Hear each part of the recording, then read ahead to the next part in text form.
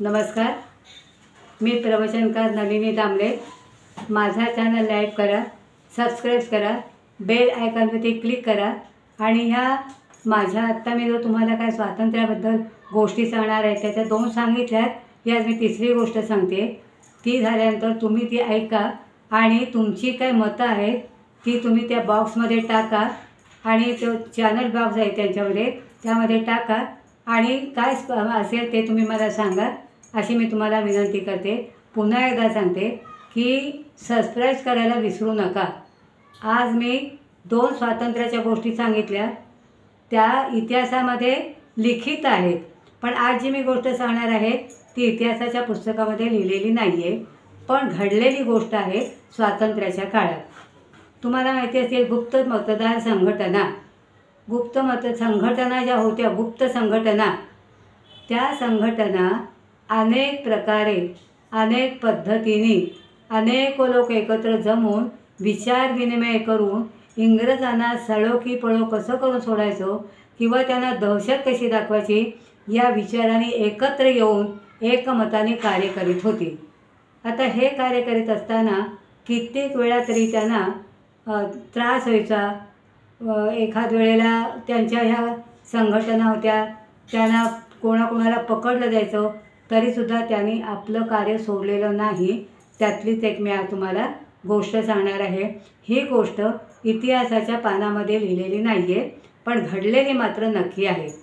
तुम्हाला माहिती असेल की पूर्वी दादरसारख्या ठिकाणी किंवा अनेक ठिकाणी पूर्वी मोठमोठ्या लांबच्या लांब चाळी असायच्या, उंच नसायच्या पण लांब अशा असायच्या।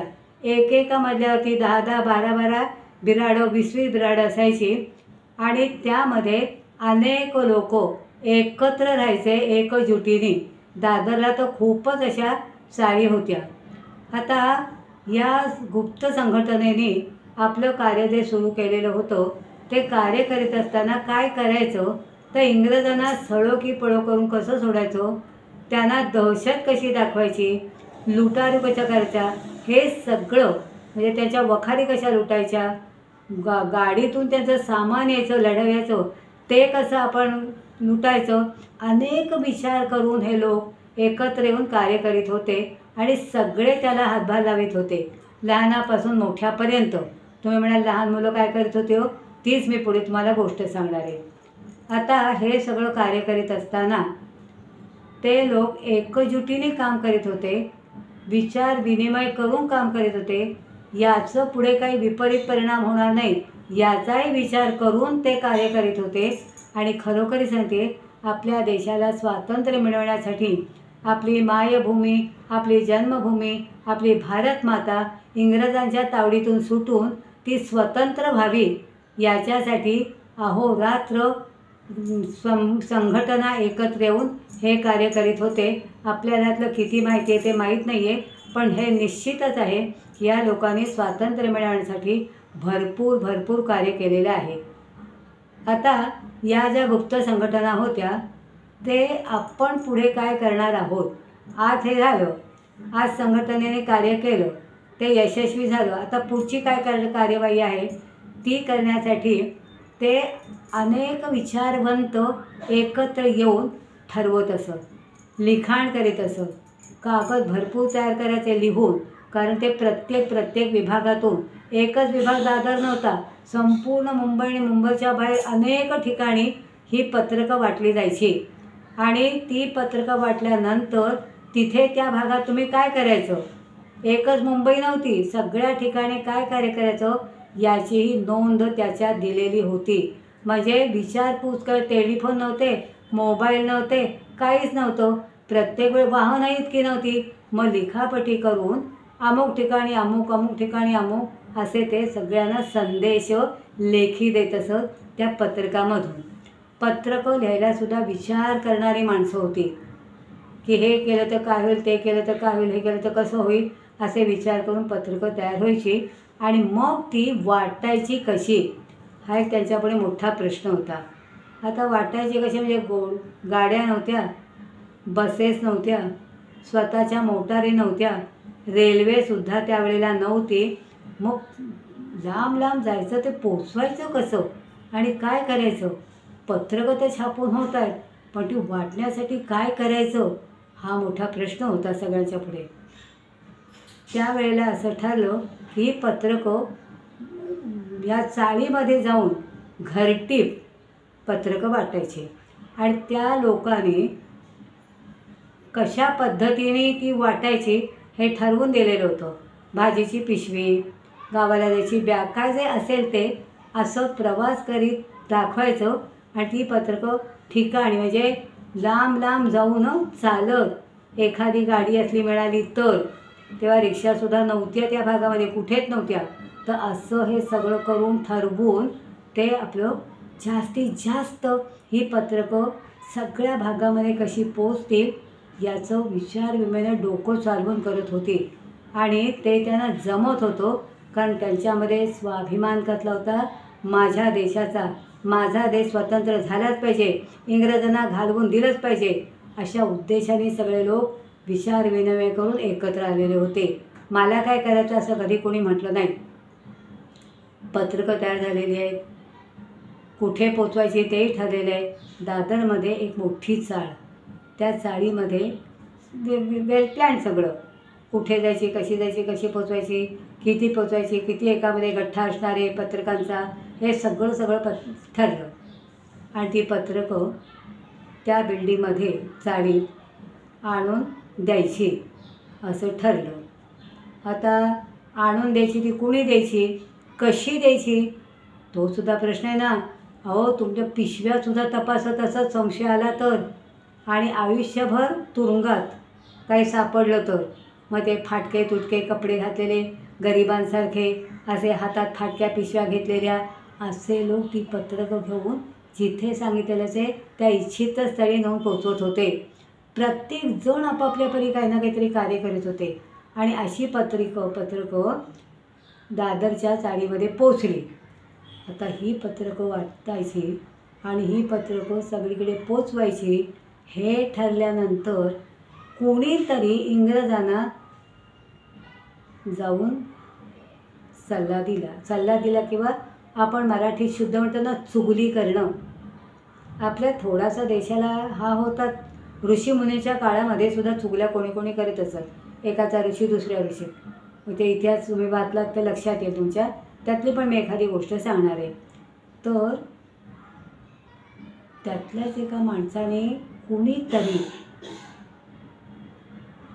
तिथपर्यंत पोचलेला नव्हता, पण संदेश पोचलेला होता त्यांना की अमुक अमुक ठिकाणी तुमच्या विरुद्ध काही पत्रकं वाटली जाणार आहेत.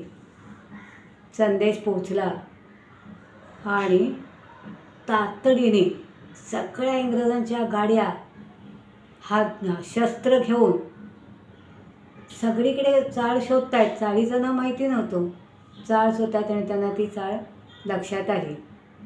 लक्षात आल्याबरोबर त्यांनी चाळीला गराडा घातला. आता गराडा घातल्यानंतर लोकही आपले सावध होते, कारण त्यांना माहिती होतं की कोणीतरी काहीतरी उपद्व्याप करणारच, नाही तर इंग्रजातलाच माणूस एखादा बघेल आणि त्याला सांगेल त्यांना, इंग्रजांच्या अधिकाऱ्यांना, की असं असं तिथे चाललेलं आहे, तुम्ही बघा, काय आपलाच माणूस इथे हवा असं काही नाही आहे. झालं, पत्रकं येऊन बिल्डिंगमध्ये पोचली.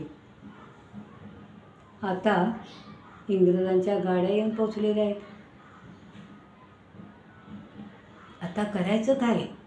पत्रकं वाटायची कशी, कुणी वाटायची, कुठे ठेवायची, त्यांच्या हातात लागलं तर आपलं काय होईल, ह्या चिंतेत सगळी ती ठीक आहे सगळी विचारविनिमय करतात.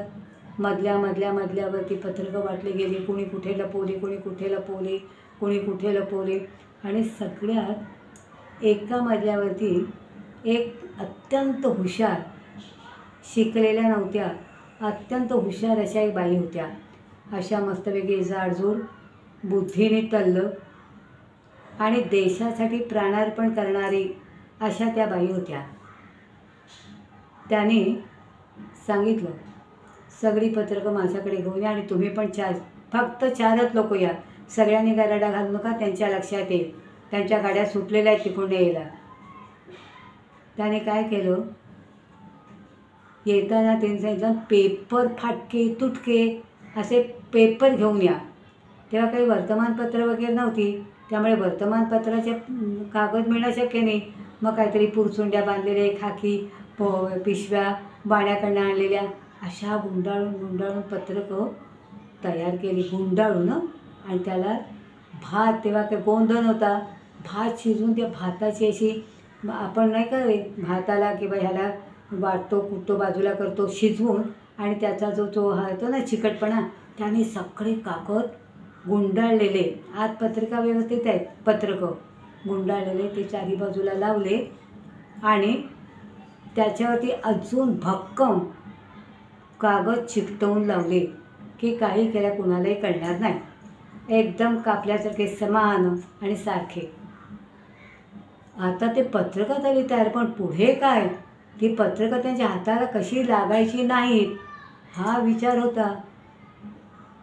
त्या मी म्हटलं मगाशी एक अत्यंत हुशार बाई त्या चाळीमध्येच राहत होत्या, त्यामुळे याला सगळी पत्रकं माझ्या आणून द्या माझ्याकडे, मी काय करायचं ते बघते, फक्त 4 लोक माझ्या मदतीला राहा, त्यांना संशय येतं का म्हणे हे माझ्या घरातलेच आहेत असं त्यांना वाटलं पाहिजे. तिचा एक मुलगा होता, म्हणजे सगळ्यांचीच मुलं असतात, पण त्या मुलाला तिने छान तयार केलं होतं. रोज ती आपल्या स्वातंत्र्याच्या गोष्टी मुलाला सांगायची, आपला देश असा पारतंत्र्यात आहे, आपल्याला असं करायला पाहिजे.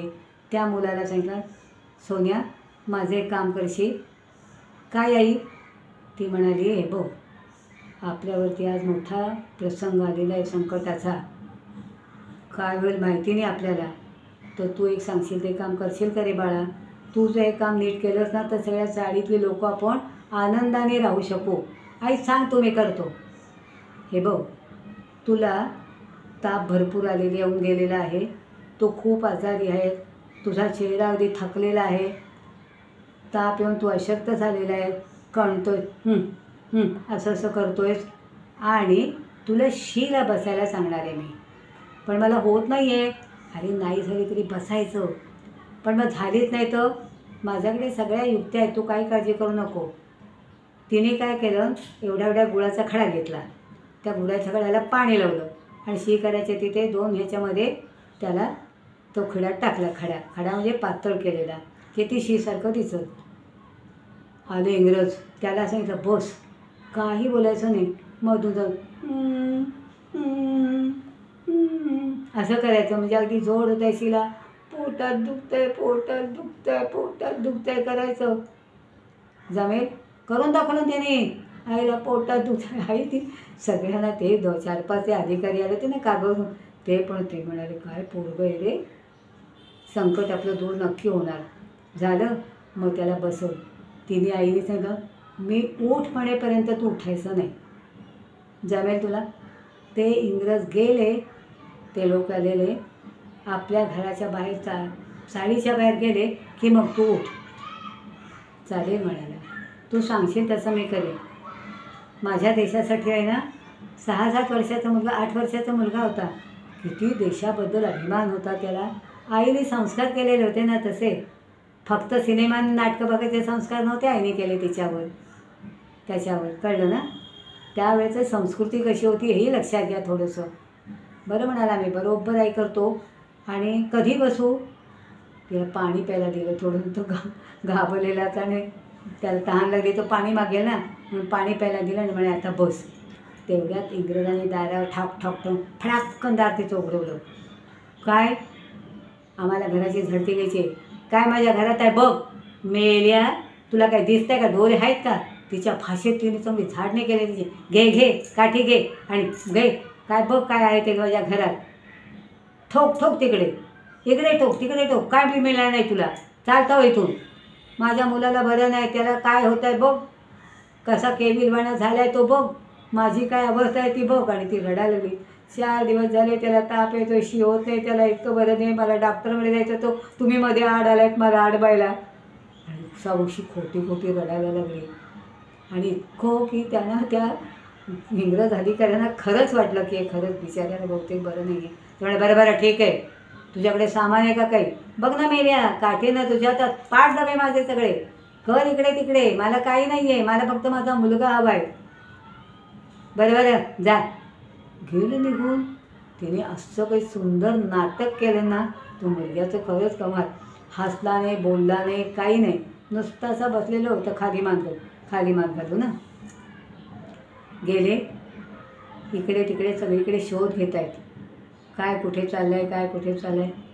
सगळे लोक शांतपणे बाहेर उभे होते. काय करायचं ते करा, त्यांना काय होणार आहे ते माहिती होतं, काय करायचं ते करा असं म्हणून ते सगळेजण इथे बाहेर फेऱ्या घालत होते. बिल्डिंगला सगळं चाललेलं होतं. सगळी घरं बघून झाली, सगळी तपासून झाली, कुठेही पत्रकं मिळाली नाहीत. इंग्रजांना कळलं की इकडे पत्रकं नाही आहेत किंवा आपल्याला काहीतरी त्याने फसवलं आहे, पण आपल्याला सापडलेली नाही. बरं म्हणाले, ठीक आहे, म्हातारी आहे, नक्की नाहीत ना, पुन्हा एकदा आले. अरे बाप्या, तुला लाज येते का, शरम, बाईजवळ बोलतोयस तू? आमच्या भारतामध्ये असं नाही कोणी बोलत बाप्या बाईजवळ. चालतो म्हणे इथून, तुला कळत नाही ते मी काय बोलते ते?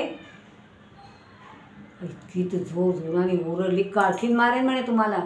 पळाले सगळे. अशी धमक पाहिजे अंगात माणसाच्या की खरंच, आणि बाई म्हणजे तिचं कौतुक करण्यासारखं होतं. ठीक आहे म्हणाला, जातो, पुन्हा येईन. या ना आत्ताच्या, पुन्हा कशाला, ये. अजूनच ते बिथरले आणि निघून गेले. आता त्यांच्या लक्षात आलं की ही जी आपल्याला कोणीतरी बातमी दिलेली आहे ना, ती कदाचित आपली भुलवणी करण्यासाठी चुकीची दिलेली असेल, असंही होऊ शकतो. ते सगळे निघाले. पण ह्या सगळ्यांना माहिती होतं चाळीतल्या की हा परत माणूस येणार, हे सगळे परत येतील. कारण काय होतं, तो गेला असं समजून आवरावरी सुरू करणार असं त्यांना वाटत होतं. आणि ह्यांना माहिती होतं की हे परत येणार. आपल्याला माहिती आहे तोपर्यंत एकाही वस्तूला हात लावायचा नाही, जसंच्या तसं आपण राहायचं. 15-20 मिनिटांनी त्यांच्या गाड्या पुन्हा रिटर्न झाल्या. त्या बिल्डिंगच्या तिथे आल्या. पुन्हा शोध आणि संशोधन सुरू झालं. सगळे जसेच्या तसे पहिले होते तसेच सगळे तिथले चाळीतले लोक विचार करीत उभी होती. बघितलं पुन्हा घरातनं सगळ्यांच्या शिरून, पुन्हा घरात शिरल्या सगळ्यांच्या रोखठोक करीत.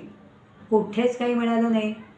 मग त्यांना असं लक्षात आलं की आपल्याला कोणीतरी फसवलं आहे, आपली फिरकी घेतली, आपल्या भाषेत म्हणायचं म्हणजे काही अर्थाने आपण जाऊयात.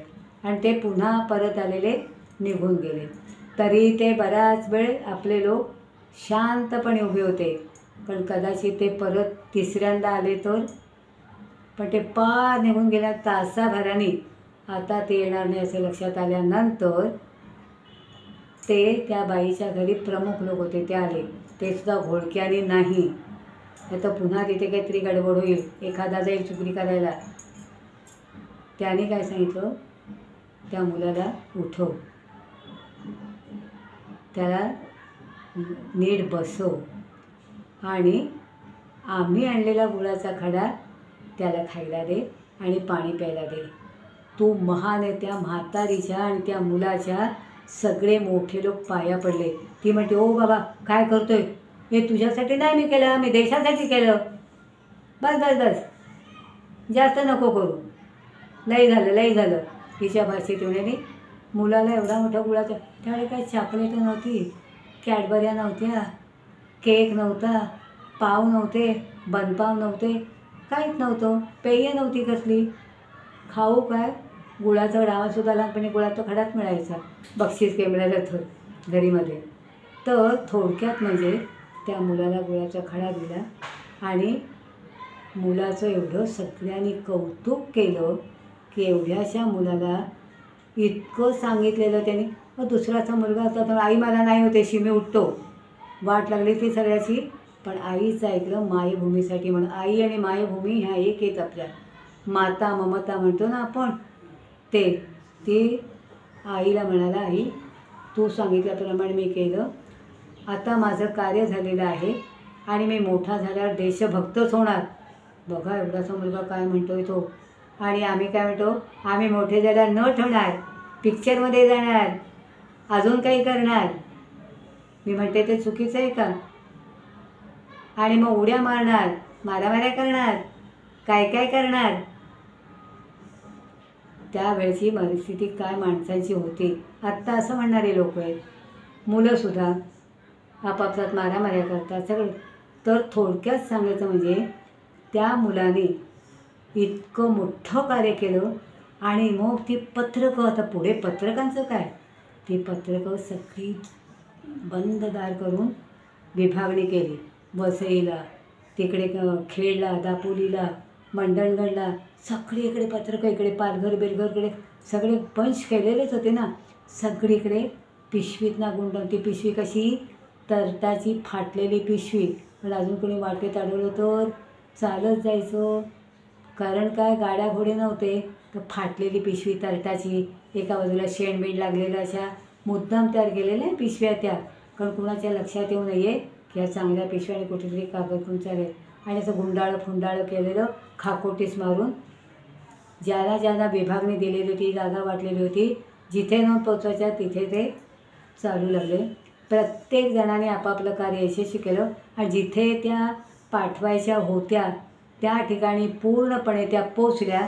आणि हे त्यांचं गुप्त संघटनेचं एक मोठं कार्य त्या एवढ्याशा लहान मुलासाठी पूर्ण झालं. आणि मग पुन्हा त्यांची पुढे कारवाई सुरू झाली इंग्रजांच्या विरुद्ध. इतके त्या काळामध्ये मोठ्या माणसांच्या सांगण्यावरून लहान मुलंसुद्धा, त्यांना कळत नव्हतं, पण त्याला एवढं कळत होतं की आपल्या देशाला हे मारतायत किंवा माणसांना मारतायत, ते चांगलं एवढं मुलांना कळत होतं त्यावेळेला, 7-8 वर्षाच्या मुलांना. तर असं झालं. आणि नंतर मग त्याचं खूप कौतुक केलं सगळ्यांनी. पण कौतुक म्हणजे काय, तर बाबा शाबास, कुणी एक त्याला फूल आणून दिलं, बाकी काही नाही आहे. ड्रेसचं कापड वगैरे एक किंवा चल पिक्चरला तुला मी घेऊन जातो अमुक ठिकाणी, काही नाही. कारण तेव्हामुळे अशी कुणी कुणाकडनं अपेक्षा केली नाही आणि कुणी कुणाला असं दिलंही नाही. कारण त्यावेळेला फक्त एक होतं की आपल्या देशाला स्वातंत्र्य मिळण्यासाठी प्रत्येकाने काहीतरी करायला हवं, हीच प्रत्येकाची इच्छा होती. आणि याप्रमाणे सगळ्यांनी ते केलं. त्या एवढ्याशा लहान मुलांनी, हे त्या मुलाचं कर्तृत्व इतिहासामध्ये लिहिलेलं नाही आहे. पण अशा कितीतरी गोष्टी आहेत घडलेल्या की त्या घडल्या आणि त्याच्यामुळे एवढं आपल्याला यश प्राप्त झालं. ही फार जुनी गोष्ट आहे. म्हणजे मलासुद्धा माहिती नव्हती, ती मी वाचली कुठेतरी, आता कुठे वाचली ते सुद्धा माझ्या लक्षात नाही आहे. पण सत्य घटना असावी आणि असं असेल. आणि अशी घटना झाली.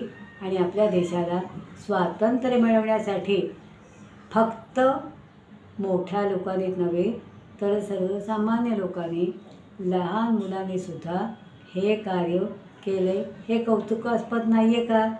मग आपण असं ठरवूया, आपल्या देशाला प्रगती करण्यासाठी, तर स्वातंत्र्य तर आहे, आपल्या देशाला प्रगती उज्ज्वल करण्यासाठी, आपला देश मोठा करण्यासाठी, वैभवात आणण्यासाठी आपण हे काहीतरी नको का करायला? तुम्हाला काय वाटतं, हवं ना करायला? तर हे लक्षात ठेवा. आणि ही गोष्ट तुम्ही तुमच्या मित्रांना पण सांगा आणि व्हिडिओ पाहायला सांगा. म्हणून मी तेच सांगते, हा जो चॅनल आहे तो सबस्क्राईब करा आणि बेल आयकॉनवरती क्लिक करा. आणि तुमची जी काही मतं असतील ना, ती त्या बॉक्समध्ये टाका, म्हणजे मला पण कळतील तुमची काय मतं आहेत ती. जमेल ना तुम्हाला? जमेल ना? शाबास मुलांनो. असंच आता आपल्या देशासाठी आपली शेती आहे, आपली उत्पादनं आहेत, आपले कारखाने आहेत, कितीतरी गोष्टी आपण आपल्या देशासाठी करतो आहे. मोठमोठे लोक, त्यांना हातभार आपण लावायचा. आत्ता तुम्ही खूप मोठे झालेले आहात, आता 10 वयात बघा घेतो. तेवढंच माझं सांगणं आहे. आणि म्हणून मी ही गोष्ट आणि अशा गोष्टी सांगण्याचा प्रयत्न करते की काही गोष्टी कुणाकुणाला माहिती नाही, त्या इतिहासात लिहिलेल्या नाही आहेत, पुस्तकात ते कुठे असतील ते माहिती नाही. पण माझ्याकडे अगदी लहानपणी पुस्तक होती.